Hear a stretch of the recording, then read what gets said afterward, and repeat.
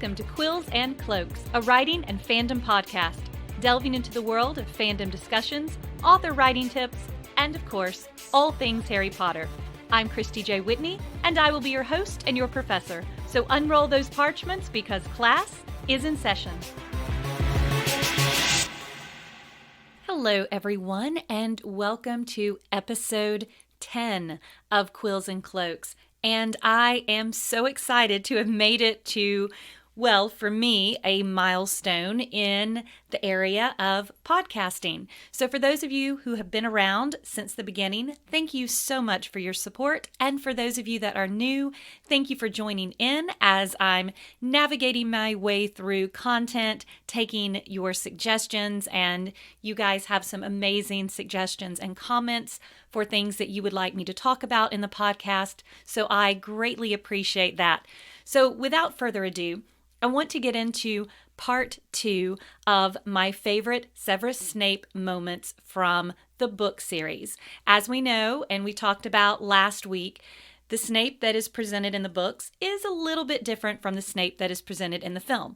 A lot of that has to do with reduced time on screen, so having to condense a lot of things down, and understandably so, but there are so many key scenes and key moments with Snape from the books that never make it into the films that I think really give us a little bit more layering into his character. And of course, we cannot deny that Alan Rickman's portrayal of Snape is fantastic, and I have nothing bad to say about his performance, but also gives us a somewhat different view of Snape from time to time, especially, I think, in the book Prisoner of Azkaban. So I want to take a moment and read a few more of my top moments, I guess I should say, from the book and the chapters. The first one I have for you today is a very short scene that happens in Chapter 8, where Lupin and Harry are talking about the Dementor and the Boggart and fear. And this is a scene that does not happen in the film, but Snape actually knocks on Lupin's door and interrupts him. So I want to read from Chapter 8. Harry didn't know what to say to that, so he drank some more tea. "So you've been thinking that I didn't believe you capable of fighting the Boggart," said Lupin shrewdly. "Well, yeah," said Harry. He was suddenly feeling a lot happier. "Professor Lupin, you know the Dementors—" He was interrupted by a knock on the door. "Come in," said Lupin. The door opened, and in came Snape. He was carrying a goblet, which was smoking faintly, and stopped at the sight of Harry, his black eyes narrowing. "Ah, Severus," said Lupin, smiling. "Thanks very much. Could you leave it here on the desk for me?" Snape set down the smoking goblet, his eyes wandering between Harry and Lupin. "I was just showing Harry my Grindylow," said Lupin pleasantly, pointing at the tank. "Fascinating," said Snape without looking at it. "You should drink that directly, Lupin." "Oh, yes, I will," said Lupin. "I made an entire cauldron full," Snape continued, "if you need more." "I should probably take some again tomorrow. Thanks very much, Severus." "Not at all," said Snape, but there was a look in his eye Harry didn't like. He backed out of the room, unsmiling and watchful. Harry looked curiously at the goblet. Lupin smiled. "Professor Snape has very kindly concocted a potion for me," he said.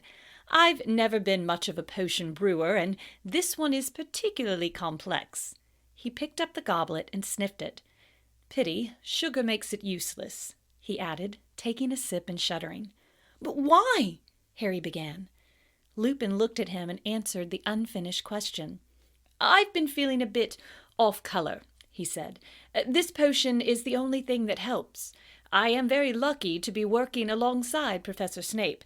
There aren't many wizards who are up to making it."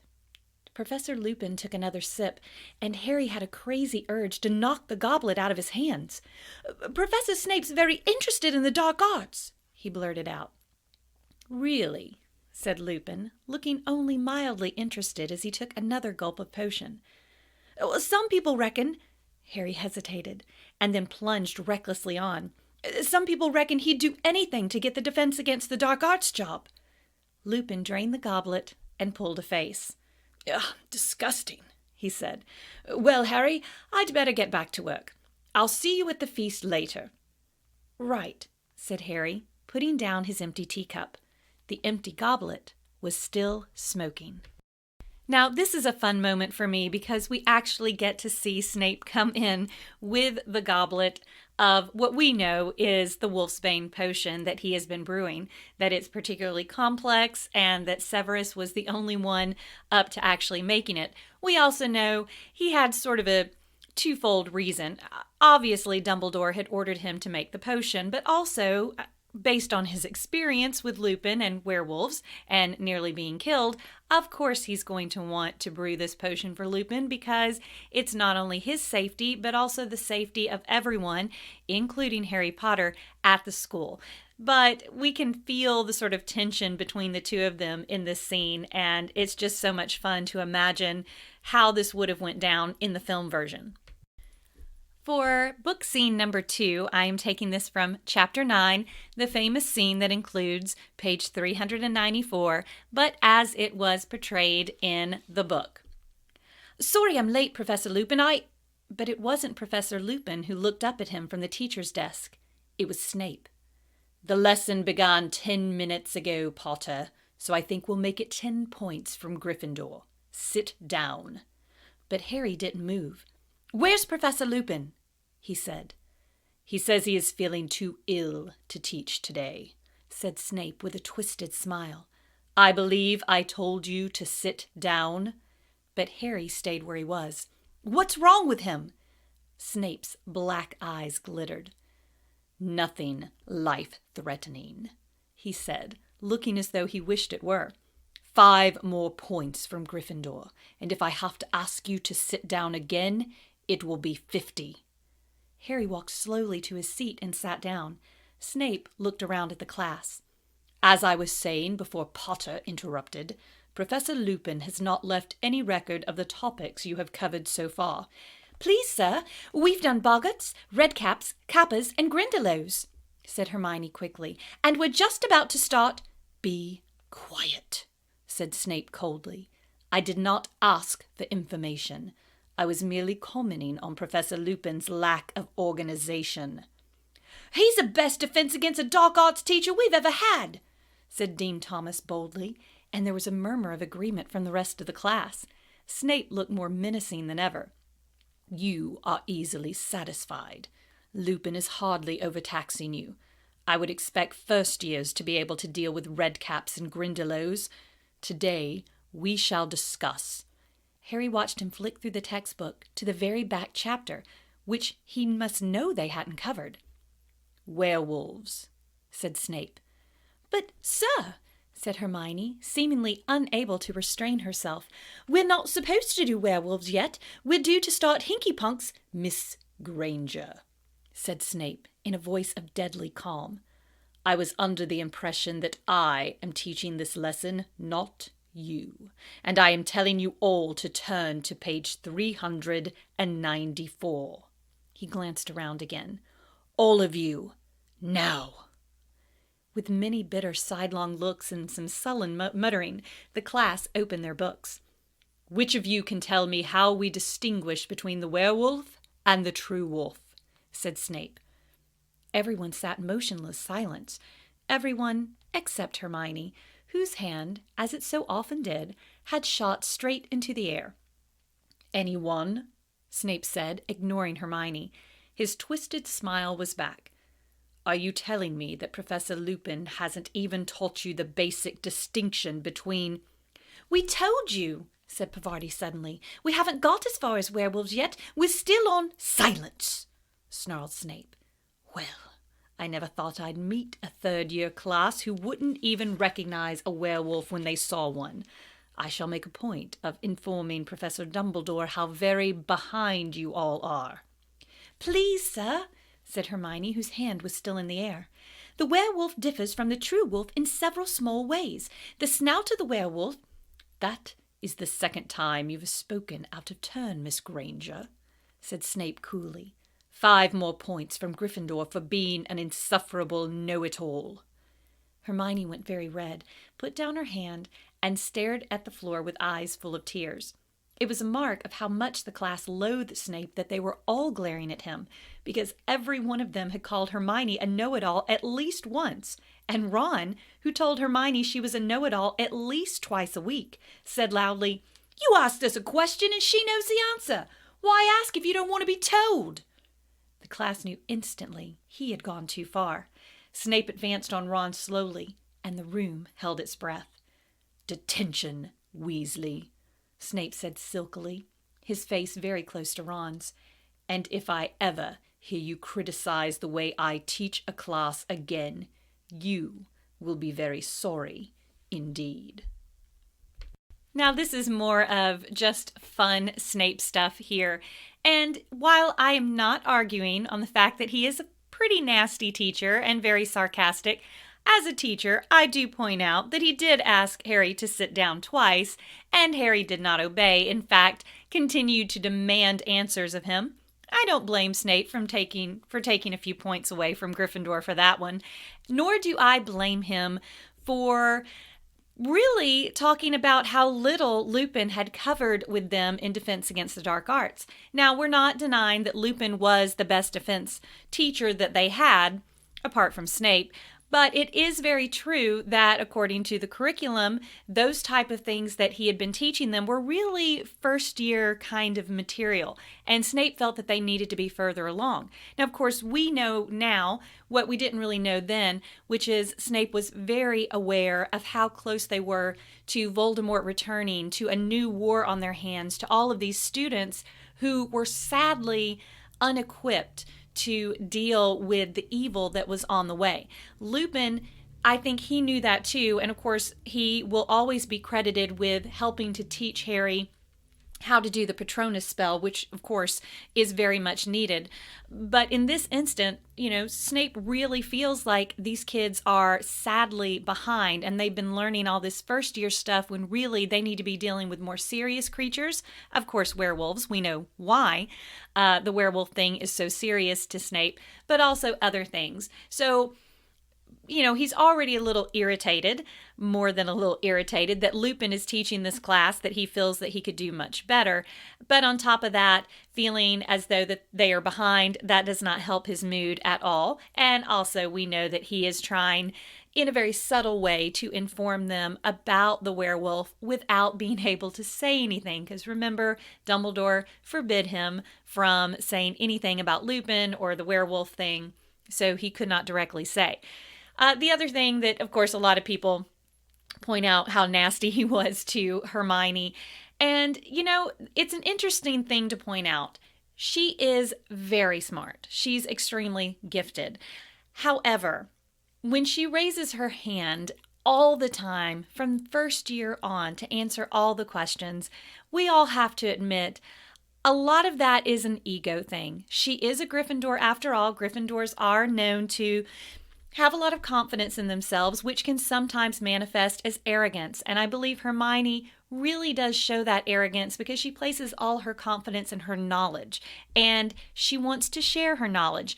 Not always to be helpful, but sometimes just to be the smartest one in the room. That's why a lot of people argue that she could be a Ravenclaw. Ravenclaws love to be the smartest one in the room.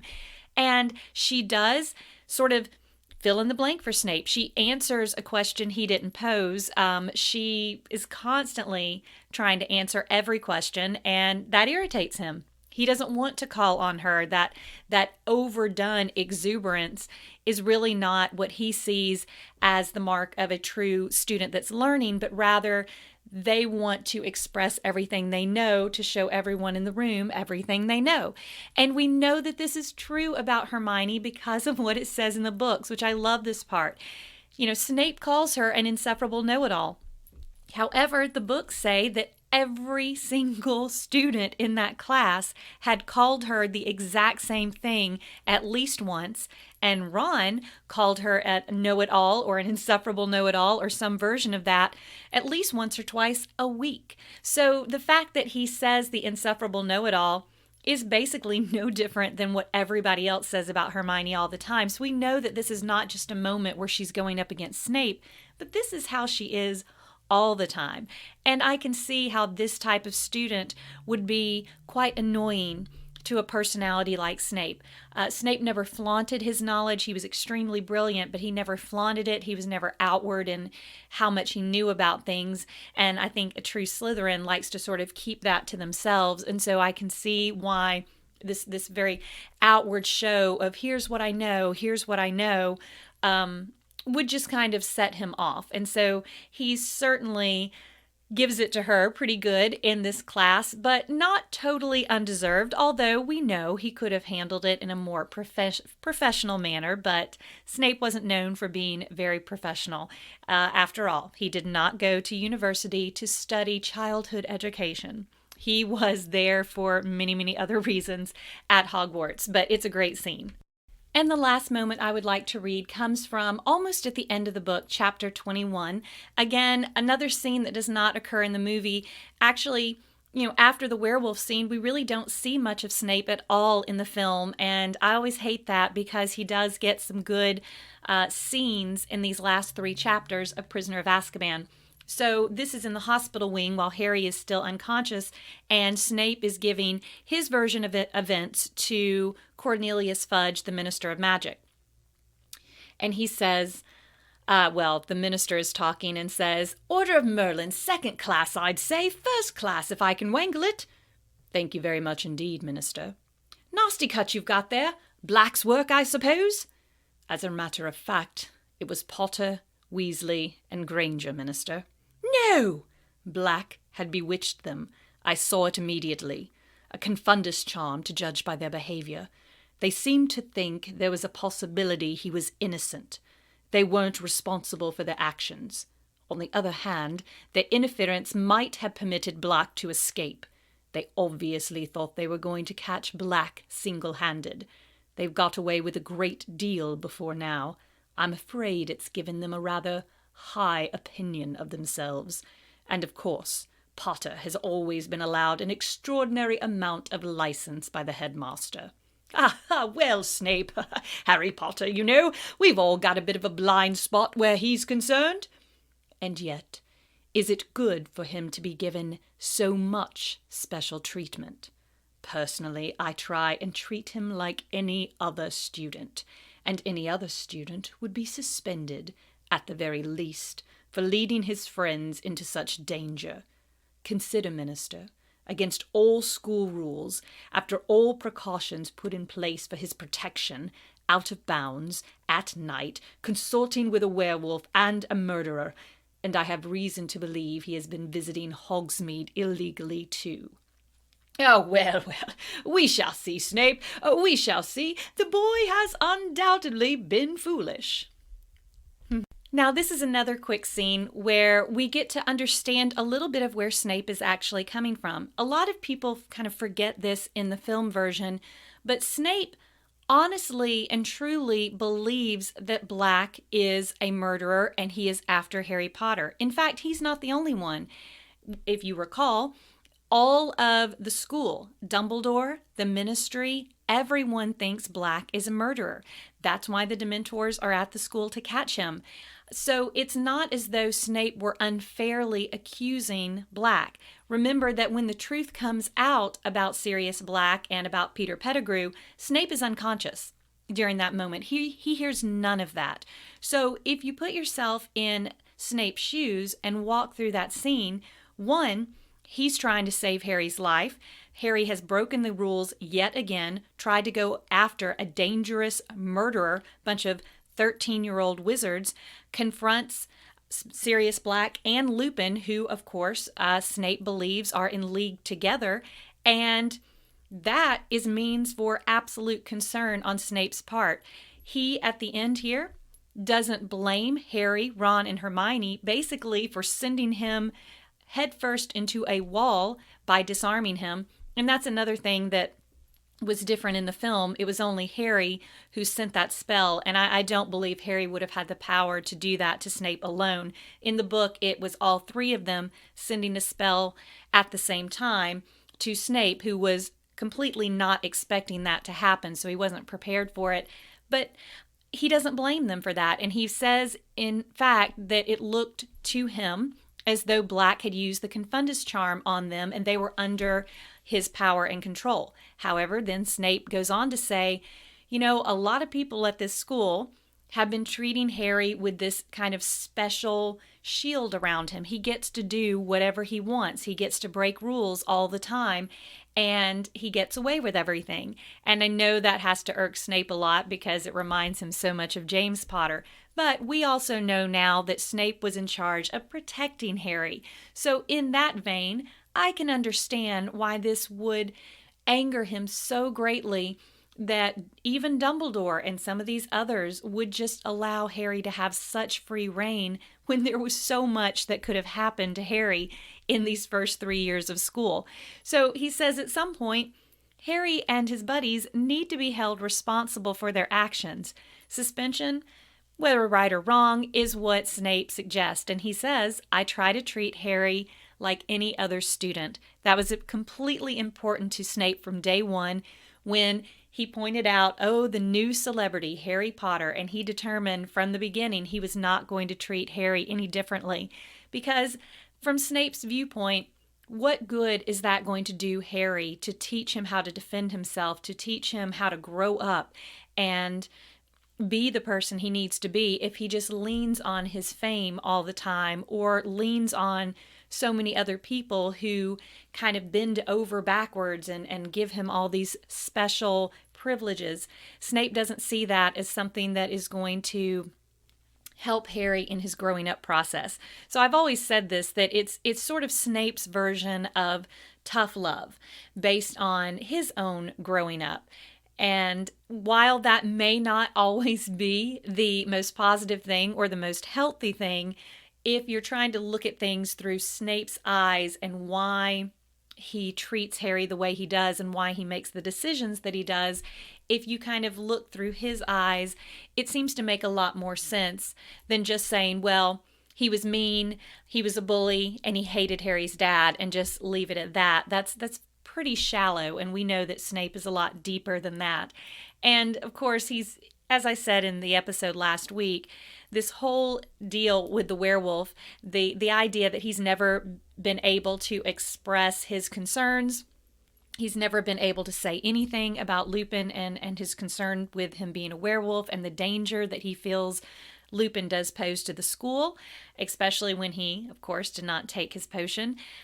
This is frustrating to Snape. And a little bit later in the scene, interestingly enough, he's talking a bit to Dumbledore, and he says, are you honestly going to believe Black's story? And again, this is a moment that I totally get from Snape, because once again, it's like he's reliving those moments when he was a student, and here these marauders could do basically whatever they wanted. They had free reign of the school. They played a joke on Snape that almost got him killed. They go to the headmaster's office, and it's the same kind of thing. Dumbledore very obviously and very kind of blatantly sides with the marauders, believes them, doesn't let Snape talk about what happened. And while Snape could have gotten past that and moved on, we know that he didn't. He had his own issues with that. It's like he's rehashing this as a grown-up in this moment with Dumbledore. After all this stuff with the marauders, after everything with Sirius Black, you're still going to take his side. And of course, we know that that Sirius Black is innocent. He is an innocent man, and Dumbledore was right to take his side here. But Snape didn't know that leading up to this point, and he doesn't want to believe Black. And that is a weakness on Snape's part. It requires that he would have to put a lot of things aside to get past that. So, of course, I'm not saying that he shouldn't have done that, because it would have been good and in his best interest. But he's coming from a long place of not being believed, of being sort of shoved off to the side, and despite being this person who does all their work and does everything that they're supposed to do and learn everything. He watches these others sort of survive by a combination of skill, luck, charm, and being Gryffindors. And this just sort of adds to his bitterness. So again, these are not all of my favorite bits from Prisoner of Azkaban, but just a few more. And I love any time that I see the word Snape on the page in the book, I just get very excited because I'm always wondering, what new little tidbit are we going to learn from this character? He's fascinating, he's complex, he's deep, he's got a lot of issues, and while he gets a reputation of being a lot of these negative things, it's always really thrilling to me to sort of put the pieces together as though it's a giant jigsaw puzzle and put together the pieces of his psyche and where he's coming from. And it's not all him. He's not imagining that people are against him. He's not imagining these things that have happened to him in the past. They really, truly did. And it is also very interesting to me that no one really ever apologizes for that. Not that I'm expecting them to apologize to Snape, but we know Lupin feels remorse for some of the things that he did. We know Dumbledore does have a brief scene with Snape talking about sometimes he thinks the hat sorts too early. Would he have changed any of his tactics or the way that he dealt with Snape? We don't know. But that's what I love about the Harry Potter series, is that most of these characters are gray in a lot of areas. They make mistakes. They go down paths they shouldn't go. They could have handled people differently, said something differently, done something differently. But that's the human life. We can't go back and change our mistakes. We just try to learn from them and move on. And I think that's what makes these characters just so complex and so real. So that is it for today. Thank you for bearing with me with my raggedy reading of Prisoner of Azkaban on the fly. As I said last week, I just straight read it with no editing, the way that I would read it in front of my English classes. And that concludes episode 10. So gather up those cauldrons and put away your quills, because class is dismissed.